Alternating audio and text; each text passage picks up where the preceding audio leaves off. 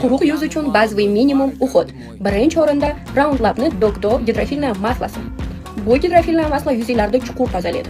Ikkinchi o'rinda Selimax'ni yuz yuvish uchun geli. Bu gel yuzinglarni quritib yubormaydi, quruq yuzlar uchun juda kerakli narsa. Uchinchi o'rinda Anuani oziqlantiruvchi молочный toneri.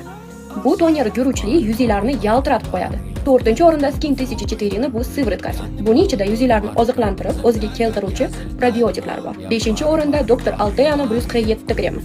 Bu judayam plotniy krem, yuzinglarni baryerini o'ziga keltirib chiroyli qilib beradi. Quruq yuzlar uchun eng zo'r SPF'lar. Yog'li yuzlar uchun eng zo'r SPF'lar. Kombi yuzlar uchun eng zo'r SPF'lar.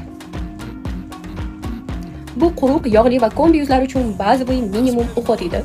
Bu video sizlarga yoqqan bo'lsa, like bosinglar va obuna bo'linglar. Sizlar qaysinisidan ishlatasizlar, qaysi biri foyda bergan va bermagan yozib qoldiringlar. Ko'rganlar uchun rahmat.